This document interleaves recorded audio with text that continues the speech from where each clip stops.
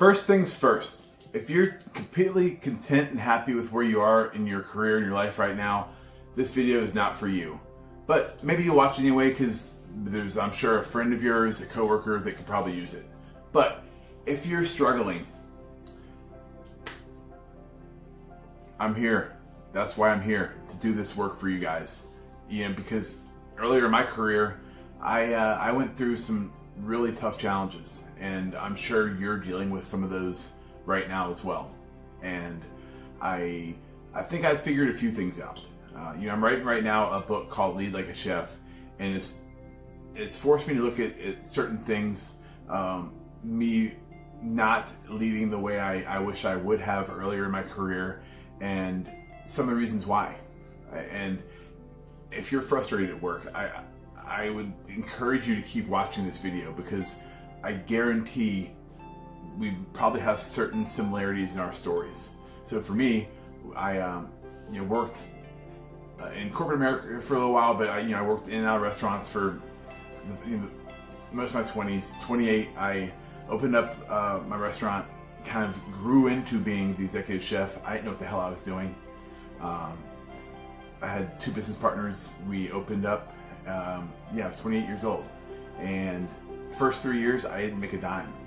I was working 90-hour weeks. I was stressed. But I saw the light at the end of the tunnel. I knew there was going to be something good on the other side. I got that first check after 3 years, and it felt pretty sweet. But leading up to that, I was grinding and pushing so hard. My whole life was work. I can only imagine how miserable and boring I was to be around, because I didn't have any hobbies. I didn't go out on dates with my girlfriend. I was very one dimension, and it's kind of sad looking back. And I know there's a lot of people out there in the industry right now, maybe you watching, that might feel the same way, where you're just working all the time and that's it. For me, I felt like, well, if I push and push and push, and I get to the other side of this tunnel, bridge, whatever you want to call it, then I can deal with everything else. Then I can worry about my relationship. I can worry about my finances then, and I can worry about my health and all those other important parts of life. And meanwhile, I was just neglecting them. Now, the good news is I did make it to the other side of the bridge, but what if you neglect those things and actually don't ever make it to that other side of the bridge of what you might call success? Then you have nothing. And you look back and you see a trail of something that you're not really proud of. And so, to go back to this book that I'm writing, Lead Like a Chef, there's a number of facets to leadership. There's the idea of investing in other people, and then they'll invest in you. There's the idea of company culture, and there's things like vision and all that stuff that we think of when we think leadership. One thing we don't really think of, and it took me getting really honest with myself, asking myself, why was I such a shitty leader? Why was I always frustrated, in a bad mood, and getting annoyed easily? I slammed the convection oven door when an order came in I didn't like, and then the people around me, my line cooks and staff, they're on pins and needles now, right? So it was just not a very healthy culture that I created. And I look back and ask why. And I firmly believe it's because I was so one-dimensionally focused that I didn't give the other parts of my life a chance to kind of counterbalance that. I look at it kind of like a scale, right? So if you have a scale and you have all these different parts of your life, the parts that are weighted more heavily, the work for me, that forced me to keep going down. But if I have other pieces of my life, my relationships, the personal life that's important to me, if I focus on my personal health, my emotional and spiritual health, and my finances, if all those have a somewhat equal piece of the pie, of the puzzle, at least to where my attention is, and my thoughts, then I'm at least balancing that scale out. And what that does is it allows for you to empathize with people around you, but also you have a bad day at work. You get home, and instead of grabbing a couple beers and taking some shots and doing some drugs or whatever, you say, man, honey, I had the worst night at work. Let me tell you about it. And then she's there to give you a hug and say, I'm sorry. That sucks. And then you go back the next day and you feel a little bit refreshed because you're able to get it off your chest. Or you go to the gym and that's your way of kind of grinding it out and getting rid of all this excess stress. Or you wake up and you meditate.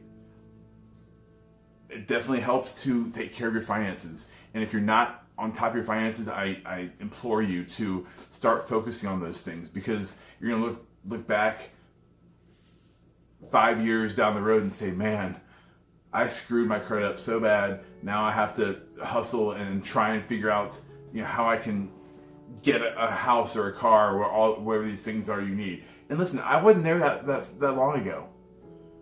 But how am I supposed to run a restaurant and the finances of a restaurant if I can't even lead the finances of my personal life? How am I supposed to manage relationships at work if I can't manage the relationships in my own life?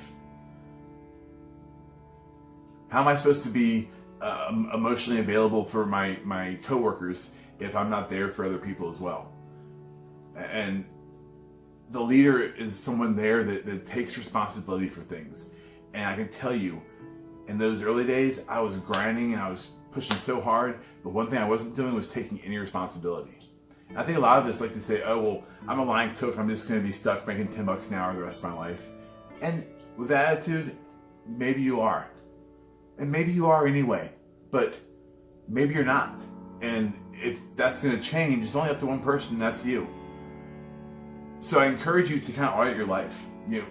If you work 10 hours a day for, let's say, 5 days a week, that's 50 hours. 8 hours of sleep, that's 18 hours a day.